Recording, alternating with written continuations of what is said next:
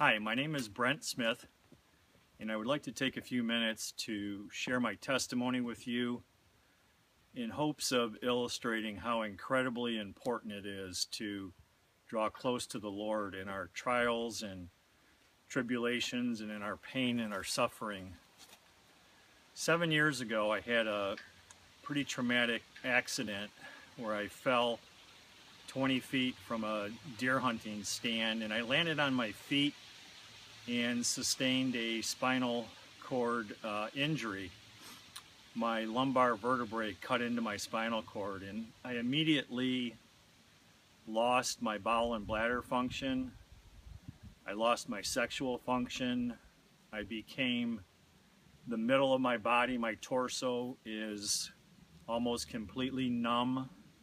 My feet are both numb, and life as I knew it changed radically and pretty dramatically.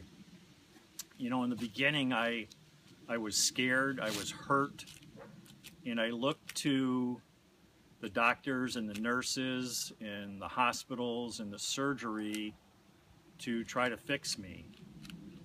I had spinal fusion surgery, and about 3 months after that I was in really rough shape. I was in trouble.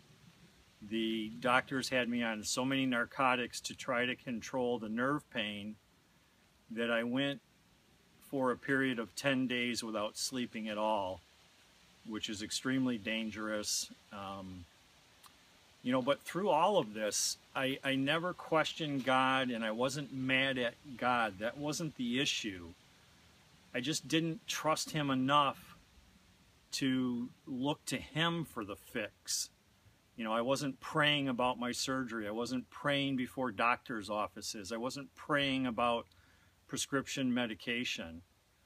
So anyway, after this 10 days of no sleeping, I literally came undone. And one day, it wasn't that I wanted to end my life or I wanted to die, but I wanted the pain and the suffering to be over with. So I took my pistol and I put it in my mouth, and I literally had the trigger halfway pulled, and the Holy Spirit whispered to me and said, "Are you sure?" And I knew in an instant I wasn't sure. I wasn't sure that this was the way out. I wasn't sure that God would forgive me for this. And I knew that I had to go back to the pain and suffering, which I wasn't too happy about.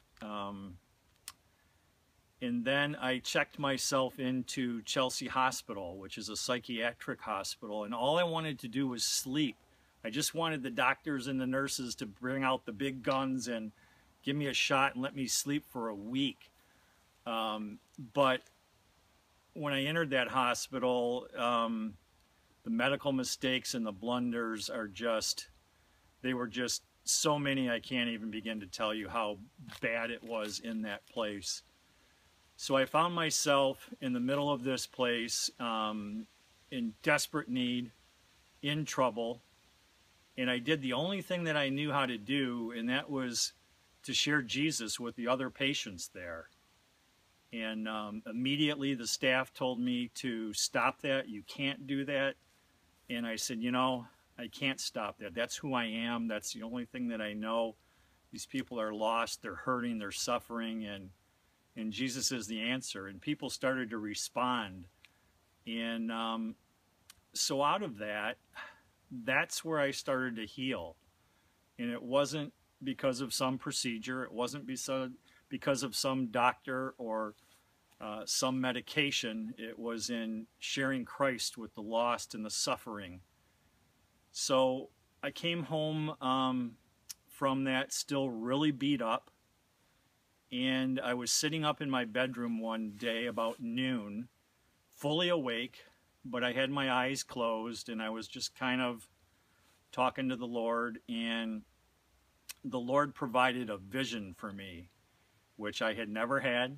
I've never had another one. I've never known anybody else to have it, but in this vision, I started on this path, and it was a stony path, and then the path went downhill, and then the path caught on fire, And I kept walking on this path, and I got to the bottom of this valley, and on the other side, I saw Jesus standing there.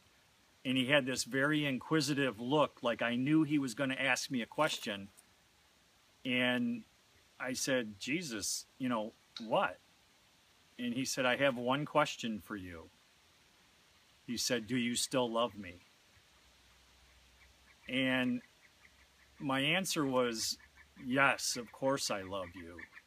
And he spoke to me and he said, I didn't cause these things to happen in your life, but I allowed them to happen so that you could answer the age-old question, do my people love me because of who I am and what I did on the cross?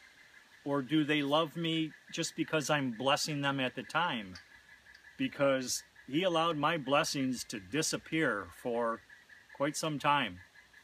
And he wanted me to tell the world this story. And it was at that point in time that things really turned around for me. I began to heal, not only physically, but spiritually. And I'm to the point today, I have grown so much through this tragedy that I pray about everything. I pray about doctor's visits. I pray with doctors. I pray about medication. I pray when I take the medication that it would actually do in my body what the Lord wants to be done. And I'm still pretty messed up. You wouldn't know that by looking at me, but I still suffer a great deal. But I am to the point where if the Lord let me go back and change all this and not have that accident, I wouldn't do it. I wouldn't change a thing, because I have received so many blessings as a result of this and grown so much. I would do it all over again. So I just want to share this with you. Whatever you're going through, whatever your trial is, whatever your pain, whatever you're suffering, I'm nothing special.